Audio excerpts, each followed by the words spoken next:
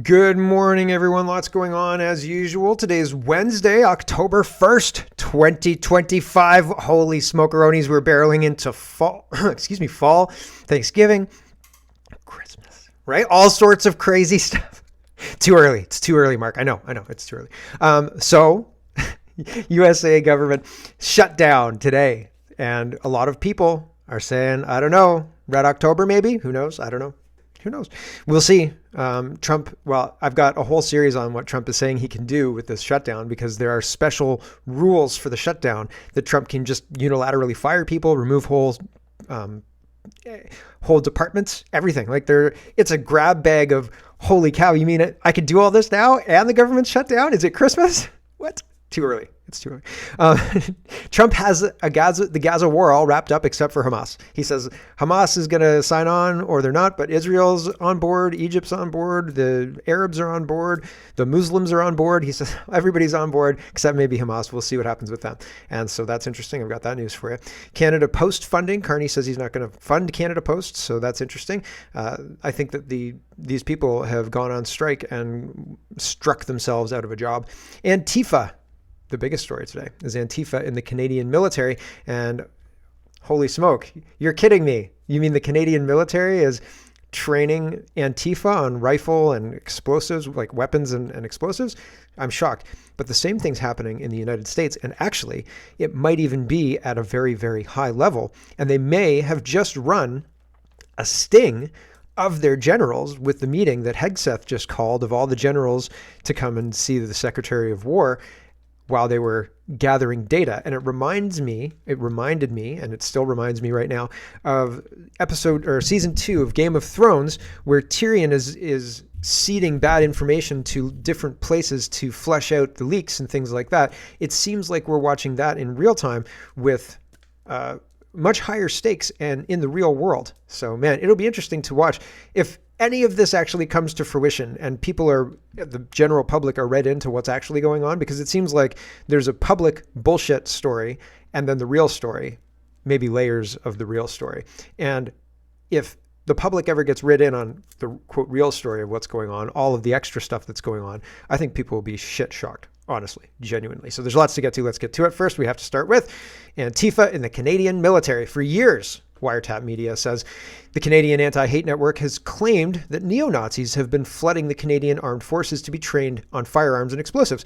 But a new report from Rebel News reveals that the terror group Antifa has cells operating within the Canadian Forces armed ranks. What does that mean with now Trump saying Antifa is a domestic terrorist organization or a terrorist organization and we need to deal with that? That seems like an interesting, weird situation where it could be uncomfortable. Like, how many terrorist cells do you have operating in your military, Mr. Carney, right? Very, very interesting. This is the Canadian Anti-Hate Network claiming neo-Nazis are active in the Canadian military.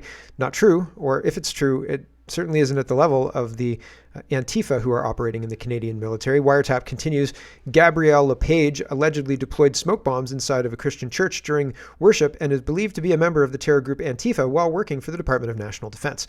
So that's concerning. Alexandra Lavoie is the person who broke this story, and she's following him around, asking him, like, are you this guy? It seems like you look a lot like this guy. And we'll watch her video in just a second. BUAC says, at this point, would anyone be surprised at the theater of the Canadian government? The guy that threw a smoke bomb at the Sean F. concert was a member of the Canadian military. And would anybody be surprised if Antifa was set up by the Canadian military? Why does the Canadian military want to incite terror on conservative citizens? The PSYOP is so bad, too. In the video, a guy dressed like it's minus 47 outside shows up out of nowhere and threatens Alexandra. It reminds me of when the Canadian military admitted to using COVID for a PSYOP training. Once again, proving my point about how fake and gay Canada truly is. Yes, and this is the reminder from 2021 where this guy... Like, did they use AI to make this picture? Is this a real guy? Like, he looks just a little bit square to me. Is he turning into a werewolf on camera? Military leaders saw a pandemic as unique opportunity to test propaganda techniques on Canadians, forces say. So what happens if, an Antifa member shows up to a church and throws smoke bombs? Here's Alexa's video, and Viva Fry says, holy cow, please share. Remember that guy who unleashed the smoke bomb in the church at the Sean Foyt concert? I'm getting his name terribly wrong. I'm sorry. Sean F. concert in Montreal. The voice Alexa from Rebel News. Oh, I thought it was Is that Alexander? Yeah, okay, I said that right. Alexander Lavoie from Rebel News found the alleged perpetrator, and get this, he works for the federal government in national defense. And get this, he has strong ties to Antifa, which might explain why Quebec and the Canadian authorities were unable to track him down. The full report is here. So Rebel News reporters can find him, but our police officers can't. That's a little suspect, don't you think? Here she is tracking him down. She says, "This looks a lot like you." I have a few questions for you. He says, "I don't speak to Rebel News." She says, "Can you confirm whether this is you in the picture, Mr. LePage? Do you have ties to Antifa?" They say I look like someone who... Oh, he's calling on the phone. There's a citizen investigation, something like that. And so he's calling the police saying, reporting on this. This is video of the smoke bomb being thrown by the alleged guy. There he is, right? And then this guy shows up to attack her after that guy makes the phone call, supposedly to the police, but maybe it was to that other guy, right? And so Alexa's talking about this. Pretty wild stuff. It is a good case. I think that there's a strong case to be made that these two people are the same person. I don't know. Sean F. himself said, "This is wild." I'm sorry, Sean. I get everybody's name wrong. The story is far darker than we imagined. He said, "The smoke bomber had my name on a list. Hates Christians. Works for the Canadian military as a contractor. Operates with Antifa inside the military.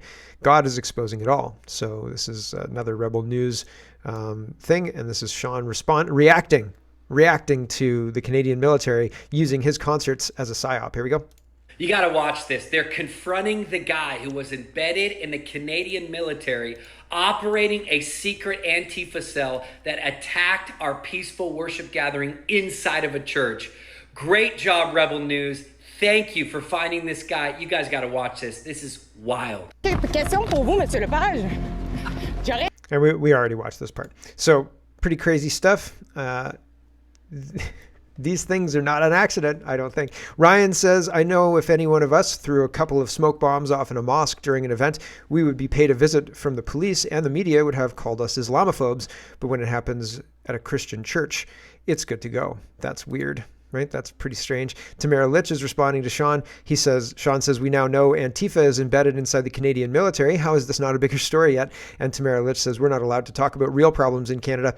And instead, an alarmingly large percentage of the population prefer virtue signaling the pretend ones, the pretend problems like Truth and Reconciliation Day yesterday." Drea is responding to Sean. She says, "Canada treated Sean F. like he was a violent extremist." And obviously he was not, right? And so that's pretty wild. Joshua says, "Trump said we're under an invasion from within." So here is the picture of the generals who showed up when the Secretary of War called them to show up. And so anyway, Joshua says, "Here's a big what if." So here's just some speculation from a guy who likes to speculate to another guy who likes to be skeptical about things. Okay, speculation. Here it is. Last week on September 23rd, Secret Service, in cooperation with other federal agencies, dismantled a network of electronic devices located throughout New York tri-state area. They were being used for telecommunication-related threats, disabling cell towers, launching DDoS attacks, denial of service attacks, facilitating anonymous encrypted communications between threat actors and criminal enterprises.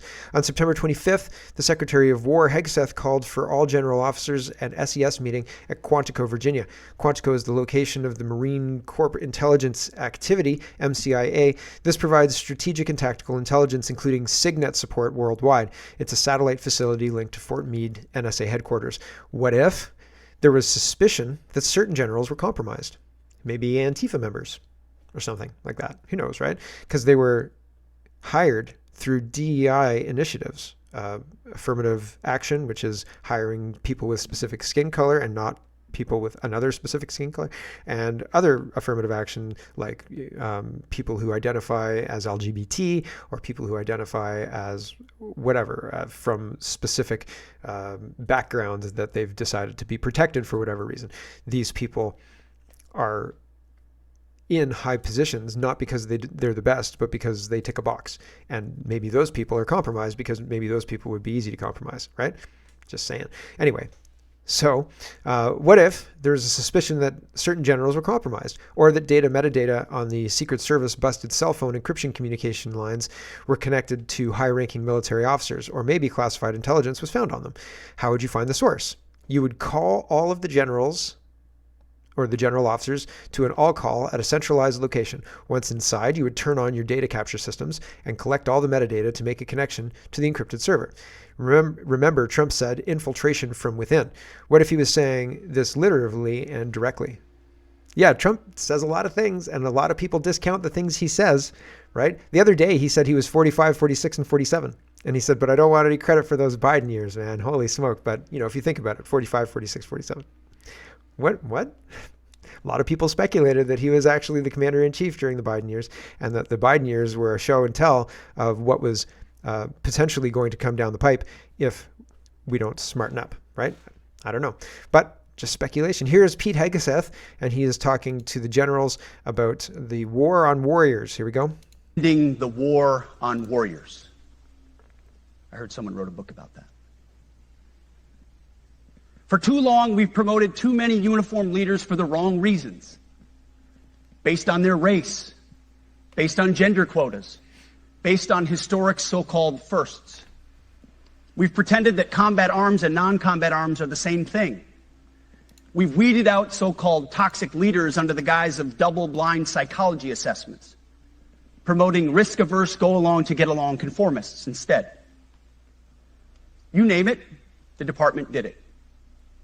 Foolish and reckless political leaders set the wrong compass heading, and we lost our way. We became the woke department. The woke department, right? And so, but is this all a sting? Is this just a chance for Hegseth to address everybody and call them fat woke losers? Maybe. Maybe. Absolutely. So yesterday I talked about a little bit more closer to home, although having Antifa infiltrate our military and have our military kind of turn a blind eye to it and not be able to find that smoke bomber while Rebel News can find the smoke bomber. All of this has red flags written all over it, right? Stinks to high heaven. And so what's going to happen? Absolutely nothing. Nothing whatsoever. Unless maybe Trump takes down that Hydra head and then that leaves them in a bit of disarray while they regain their footing. But we'll see. We'll see. I don't know. But it seems like this is kind of a bombshell. And I think that because it's a bombshell, they're going to try and hurry up the news cycle and get us past it as fast as possible. People are not going to linger. The news is not going to linger on the news that Antifa is embedded in the Canadian military. And I just wonder what Trump's going to do about it, if anything at all, right? He may not, right? Maybe after he absorbs Canada into the United States, then he'll deal with that. Who knows, right? It's all about the order of things. Let's talk about Alberta. Yesterday, I tweeted out to this. Yesterday, I reported that there was a teacher strike coming in Alberta, and apparently that's, yes, happening. And here's Danielle Smith disappointedly saying, we offered you a crap ton of money and you said no. But I've got a counter to this as well. I've worked in schools, and if your workplace is not safe, it is difficult to go to work. So there's a story of a teacher who got kicked by a student, and it's terrible. So if the teachers are arguing we want a safe work environment and the province is offering more money, well, I can see why they're not connecting. Because safe work environment trumps money. If you make $80,000 a year and you go in and you know you're going to leave that day without being interacting with somebody in a violent way, that's better than $120,000 a year and having anxiety as you drive up to the building. I promise you. Here's Danielle Smith talking about the offer to the teachers. What was offered to Alberta's educators is very generous and was the highest general wage increase proposed in over a decade. A Category 5 teacher at the top of the pay grid would make $114,800 a year in 2027. That is roughly $107,000 after provincial taxes. That's the best in Western Canada, in a province with lower taxes and no sales taxes. It's also higher than in British Columbia, where we know the cost of living is much higher. What was offered to Alberta's educators is very generous. Right, so she's saying it's a good, generous offer. But, I mean, what if you're in a drug-ravaged city and you can't go to work because you have a hernia? Randy says, I'm a teacher. Last year, I was kicked in the stomach by a student. This resulted in 2 ribs being displaced and a hole in my stomach wall, which caused an umbilical hernia. I hope she went to Shouldice. That now requires surgery. She should go to Shouldice. Should I continue to sacrifice my health and safety without meaningful change? No, don't send your kids. Tell your kids, when I go to work, kids, this is what I tell my kids. When I go to, I work here. So there's nobody in my studio here that is flipping their desk. Nobody's screaming swear words. Nobody's having an angry interaction around me. Nobody is stressed out with regards to what's happening in the room, right? There's no tension ticking up in the room. And if you, in your classroom, my dear child, feel unsafe at all, get up and leave. Walk out. Don't ask permission. Just walk out. Go to the library. Go wherever. Tell your teacher, I'm going to the library. Go to the office and say, listen, I'm going to go to the library because this isn't safe. Now, that may piss the teacher off, and they may try to tell you that you can't do that. But if they're in an unsafe environment, it is up to them to maintain their safety. Nobody else is going to do it. So until the violent students get removed from the classrooms, and yes, we were able to do this in the past, and yes, it worked great, and yes, they've de-streamed classrooms. We used to have basic, general, and advanced, okay? And I was always in the advanced courses, and I shouldn't have been in the advanced math courses, but I was always in the advanced math courses, and I failed them. I went to summer school. Anyway, I should have just taken the general math. Anyway, regardless of any of that, but it streamed it. And so like you had kids who were in basic who had lower expectations, and the class moved slower, and so on and so forth. You had general who had the general expectations, and you had advanced who were on university track. And my parents said it was better to do advanced because it kept all the options open. I went to college. Oh well, but still, nobody was flipping desks in my school or my classrooms, and yet I went to work in schools after that. And admittedly, I worked in schools where it was a Section 20 school where flipping desks was kind of something they did, and it was the reason they were sent to my classroom. And so when they walked into my classroom, I said, hi, you're not going to flip desks. And if you flip desks, you get to deal with me, and I remove you, and I will take you out, and you will not disrupt these other children from their learning, period. Because before, in the other schools, in like a general Gen Pop school, they wouldn't remove the kid, they would remove the other children from interacting with, so the whole classroom would have to be removed so that kid could destroy the classroom. No, like, hello, you're coming out with me. None of these kids get to have their day disrupted because you're being unreasonable.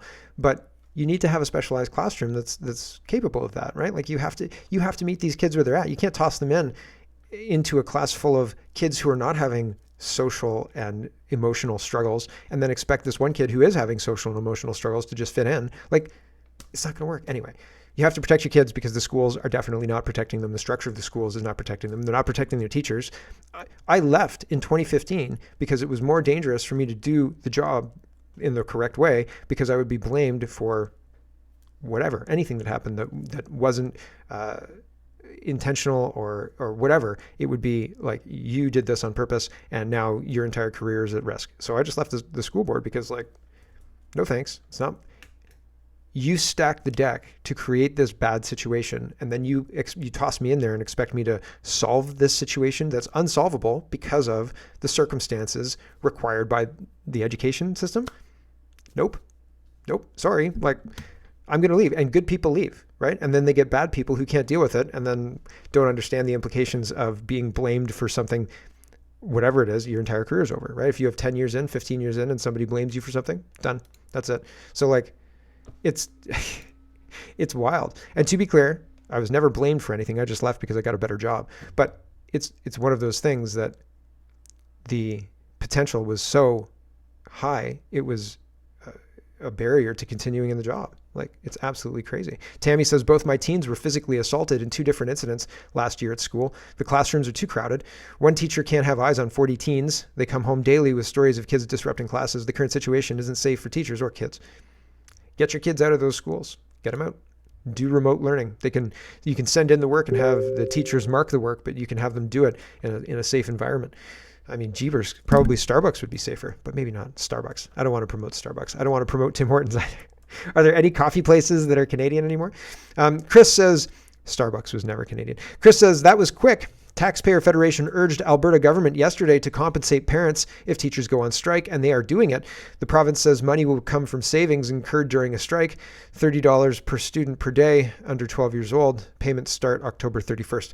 So, I mean, if you have $30 per student per day, this could be the beginnings of a reimagining of the education system, right? That would be an interesting resource to direct for your children to make sure they're educated and not indoctrinated. And unfortunately, the indoctrination is what's happening right now. Here's Maxime Bernier. We've got our grab bag of governance. We'll do a couple more before we've got to cut the stream, but we got to cut the stream pretty soon. Maxime Bernier is responding to Lies and Humiliation Day yesterday. He says, on this National Day for Lies and Humiliation, he says truth and reconciliation, to be clear.